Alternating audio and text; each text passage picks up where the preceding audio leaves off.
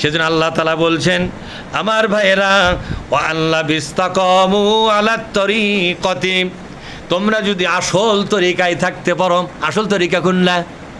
আগে বলছি তরিকার কথাই, সূরা জিনের মধ্যে 2 বার আছে তরিকার কথা। সুবহানাল্লাহ পাঠ করো। আল্লাহ বলছেন তোমরা যদি আসল তরিকায় কায়েম হতে পারো, একবার দাঁড়াতে পারো, লাসকাইনাহুম মাআন গাদাকা, তোমাদের জন্য আমি গাদাক মানে আমি তোমাদের মুষলধারে রহমতের বৃষ্টি দিয়া গোটা ভূমিটাকে আমি কীট আপনার পতঙ্গ মুক্ত করে উর্বর ভূমি বানাইয়া দিব। এমন বৃষ্টি নাযিল, দেখেন এই যে অনেকেই জানে না, মা আন গদাকা, এমন বৃষ্টি নাজেল করব, এই বৃষ্টি নাজেল হওয়ার পরে কোনো কীট পতঙ্গ পোকামাকড় এই জমিনে থাকবে না, গোটা জমিনটা পোকামাকড় এবং আপনার কারেন্ট পোকা মুক্ত হয়া গোটা জমিনটা উর্বর হবে, গোটা জমিনটা হাজার হাজার মন বেশি ফসল দেওয়ার জন্য প্রস্তুতি নিবে। কথাটা কে বলেছেন?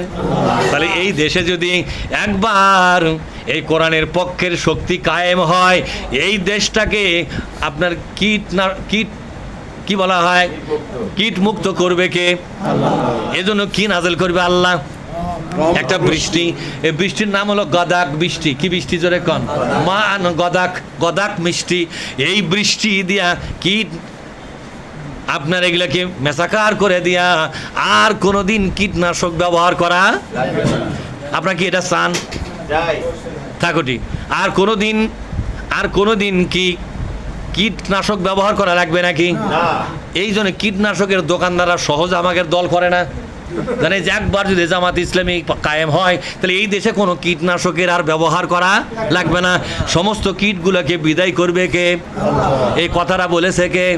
আয়াতটা শোনেন, এই শোন মসজিদ কবু, আল্লাহ বিস্তাকামু, তো আলাত তরিকাতে, দেখছো কি শব্দ দিয়েছে? আলাত তরিকাতে, তোমরা যদি সেই ইসলামী আন্দোলনের তরিকার উপরে চড়তে পারো, তাহলে ইসলামী আন্দোলনও কিন্তু একটা তরিকা। কথা কানা বলে, ইসলামী আন্দোলনও একটা তরিকা।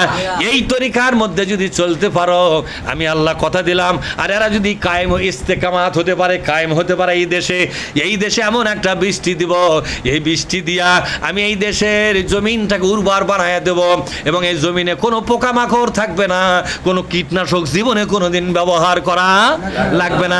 তখন ফসল অল্প দামে বেচলেও কিন্তু কোনো ব্যাপারটা হবে না।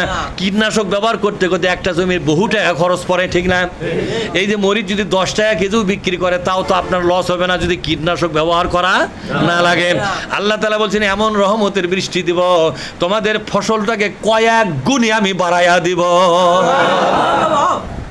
সুতরাং এমন একটা বাংলাদেশ আমরা চাই।